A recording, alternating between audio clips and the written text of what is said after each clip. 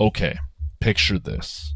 You're alone, you're watching a tape that shouldn't exist, static, a warning, something's wrong with the cartoon. But the longer you watch, the more real it feels. Analog horror doesn't live in theaters. It's buried in VHS tapes, fake PSAs, forgotten files, lost voice recordings, and the scariest part, anyone can make them. Anyone already has. And more excitingly, anyone includes you. Stick with me on this video. Let me explain what analog horror is, how it became the internet's most haunting genre, and why it's the greatest horror genre that now exists. If what we've been talking about so far interests you, then we just found your sync point.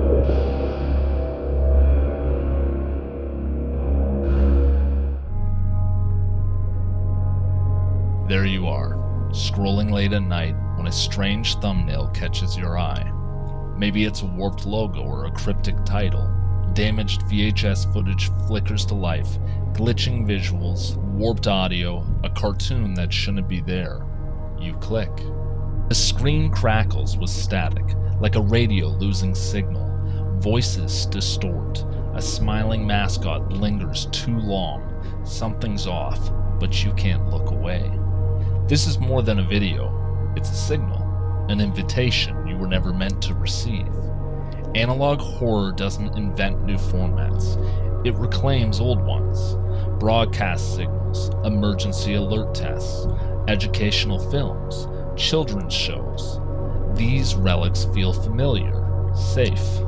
We grew up trusting them. But when that trust is violated, when a test pattern speaks, when the puppet turns to stare, when the PSA becomes a threat, it hits a primal nerve because what you're seeing shouldn't be possible.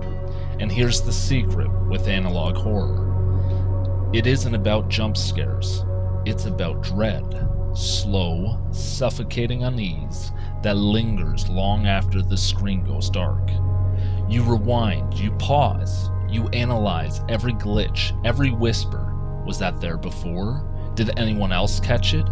Or is it just for you? Analog horror creates fear through subtlety and suggestion. It leaves gaps for your imagination to fill. You're not just a viewer, you're a participant. Piecing together fragments, the horror isn't just on screen. It's in the space between what you see and what you believe. Stare long enough into the abyss, and it begins to stare back into you. This timeless metaphor perfectly captures what analog horror does to its audience. The longer you watch, the deeper you fall, not only into fear, but into obsession. You become part of the signal. The distortion feels aware. The unease becomes personal.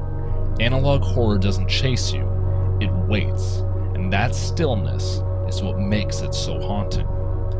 But analog horror isn't just about fear or cosmic dread creeping under your skin. It's an invitation.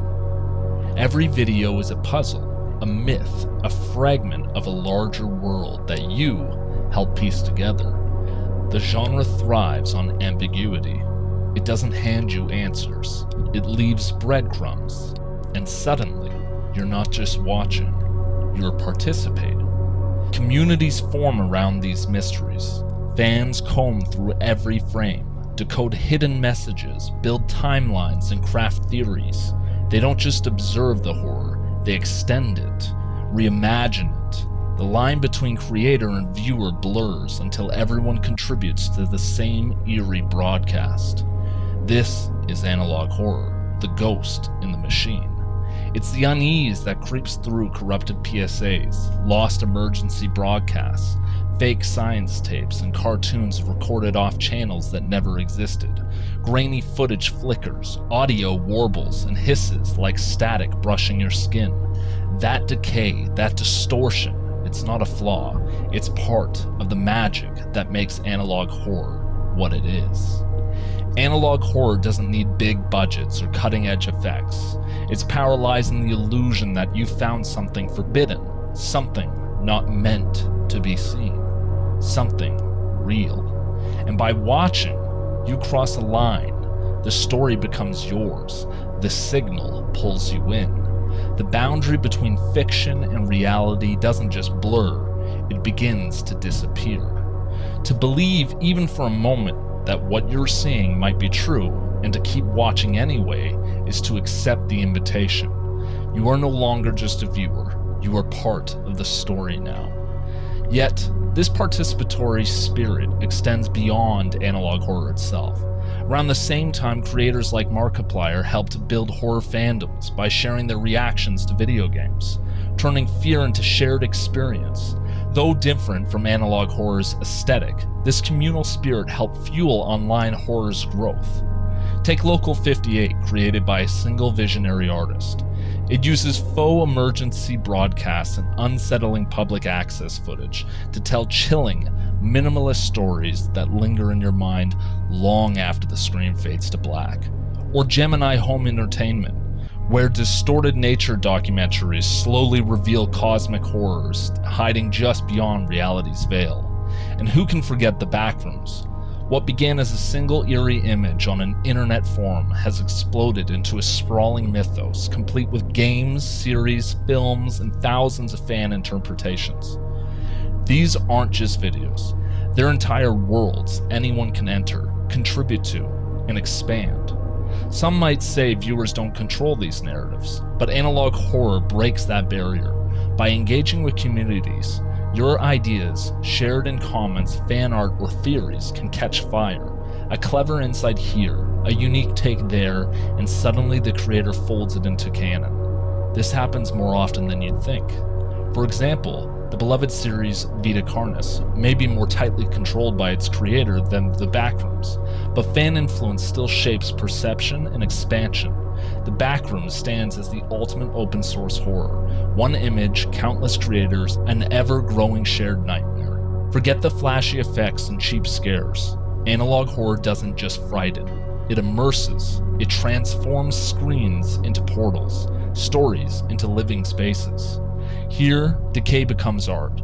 Unease becomes a game. It waits quietly, sometimes subtle, sometimes relentless. Once it reaches you, it leaves a mark you can't erase. If you've got a story to tell, or just want to dive into something different, this is your playground. Explore the unknown, join the conversation, shape the myth, and when inspiration strikes, create your own signal. The static hums, ready to receive you. This isn't just horror. These are living worlds crafted by viewers, for viewers. That's the beauty of analog horror. Its boundaries are porous, its canon is flexible, its power lies not just in creation, but in participation. And that's what makes analog horror the greatest horror genre that now exists. You've reached the depth of this sync point. But are thin, sleek, and only have 4 appendages. In this stage, the young mimic will hunt small animals, moving on to larger and larger as they grow. Once large enough, it will begin metamorphosis into the next stage of life. Once fully transformed, it will resemble the description mentioned in the beginning. Its hunting style changes.